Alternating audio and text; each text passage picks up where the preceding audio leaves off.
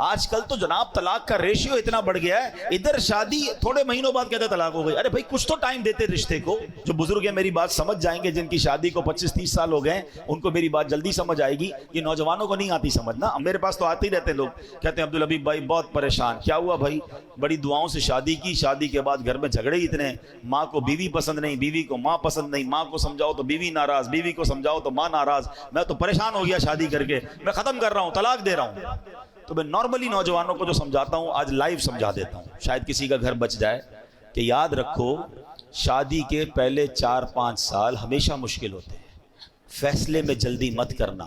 جن کی شادی کو 25-30 سال ہو گئے نا ان سے پوچھو، ان کی شادی کے بھی پہلے 5 سال ایسے ہی گزرے تھے۔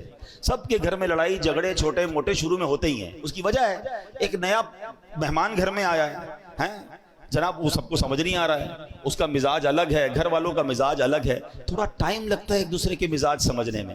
اللہ پاک بعد میں اولاد دے دیتا ہے، فیملی اولاد میں بیزی ہو جاتی ہے، گھر والوں کو بھی لگ پتہ جاتا ہے واپس جانا نہیں ہے، اس لیے آ گئی ہے تو یہی بہو بنے گی، تو ماں بھی سمجھ جاتی ہے، بیوی بھی سمجھ جاتی ہے، اور پھر گاڑی چل پڑتی ہے۔ شادی کا اصل سکون جو ہے نا وہ 5-7 سال بعد ہی ملتا ہے۔ ٹھیک ہے میرے نوجوانوں، جلدی نہ کیا کرو، یہ فیصلہ کر، یہ عورتیں بھی بہت کر، لڑکیاں بھی بہت کر رہی ہیں۔ ادھر شادی ہوئی 6 مہینے بعد اپنے ابو کو کہنا شروع کر دیا میں نے نہیں رہنا اس گھر میں، میری ساس ایسی ہے، میری نند ایسی ہے، میرا شوہر ایسا ہے، مجھے طلاق چاہیے، اور ابا بھی کہتا لے لو طلاق۔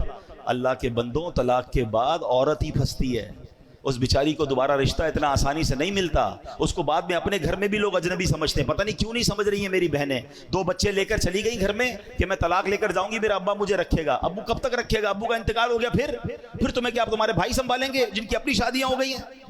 اتنی جلدی کر رہے ہیں لوگ طلاق میں، اتنا جلدی فیصلہ۔ قرآن کہتا ہے کہ جلدی مت کرو، فیصلے میں فاسٹ نہ ہو جاؤ، ٹائم لگتا ہے۔ یہ رشتہ 2-4 سال کا نہیں ہے، یہ زندگی بھر کا رشتہ ہے۔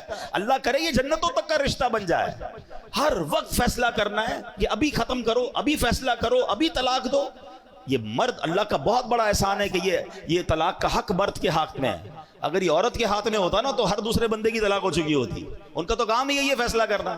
تو میری بہنوں سے بھی گزارش اور میری بھائیوں سے بھی گزارش کہ جن کی شادی، اور میری ماں باپ سے بھی گزارش، یہ ماں باپ بھی شے دیتے ہیں، فکر نہیں کرو طلاق لے کر آ جاؤ میں رکھ لوں گا، کبھی بھی اپنی بیٹی کو راستہ نہ دکھایا کریں، بلکہ اس کو کہیں کہ تم اپنے گھر میں وقت گزارو، ٹائم دیں۔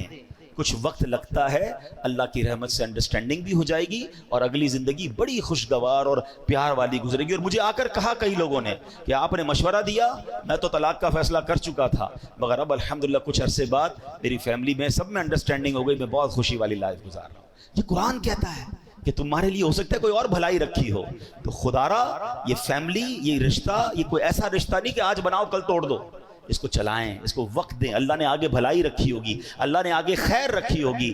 اللہ کرے کہ ہم اپنے گھر میں محبت اور پیار سے رہیں، قرآن کی تعلیمات پر عمل کریں، تو انشاءاللہ اس کی برکتیں ملیں گی۔ اللہ پاک عمل کرنے کی توفیق عطا فرمائے۔